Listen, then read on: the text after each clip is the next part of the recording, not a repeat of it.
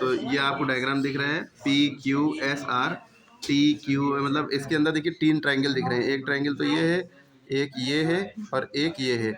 तो हम जो है, और हमें दिया क्या क्या दिया, QT परपेंडिकुलर टू, जो QT है ये PR पे परपेंडिकुलर है। QT कहाँ है आपको दिख रहा है, बताइए। QT ये है, PR के ऊपर परपेंडिकुलर है ना, खड़ी लाइन के ऊपर। तो जब परपेंडिकुलर होता है तो ये 90 हो गया। आवाज़ दिख रही है। TQR 40 है, TQR 40 यानी ये 40 दिया है। हमें ये एक्स की वैल्यू निकालनी है, एक्स की निकालनी है और याले वाई की वैल्यू निकालनी है। तो हम याला ट्रायंगल पहले उठा लें।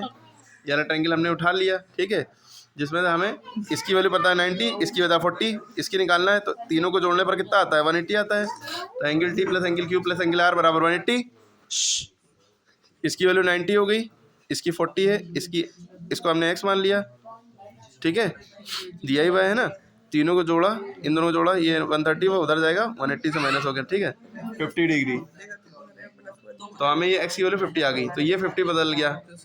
अब हमें याले वाई की वैल्यू निकालनी है। तो हम डायरेक्ट क्या उतारें, ये डायग्राम हम ये नहीं, यूँ नहीं उतारेंगे। यूँ उतारेंगे तो बड़ा कन्फ्यूज हो जाएंगे, क्योंकि बीच से एंगल फटा हुआ है। हम यही वाला डायग्राम उतारेंगे यूँ करके। ये वाला डायग्राम को बस हम इतना हिस्सा उतारेंगे, यूँ उतारेंगे।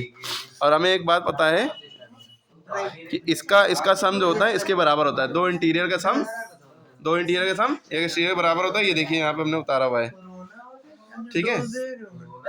इन दोनों को जोड़ने पर क्या आना चाहिए, ये एक्सटीरियर आना चाहिए। तो हम बस ये डायरेक्ट लिखेंगे एंगल एस बराबर angle P plus angle R। बस इन दोनों को जोड़ा, एंगल एस की वैल्यू आ गई, खत्म। एंगल एक्स को ही वाई माना गया था ना।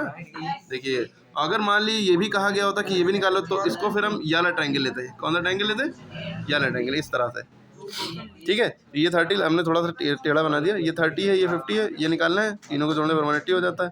फर्दर करने पर 100 आ गया। फिर भी अगर इसको भी निकालना होता तो 180 में से 100, इन दोनों को जोड़ने पर 180 आता है।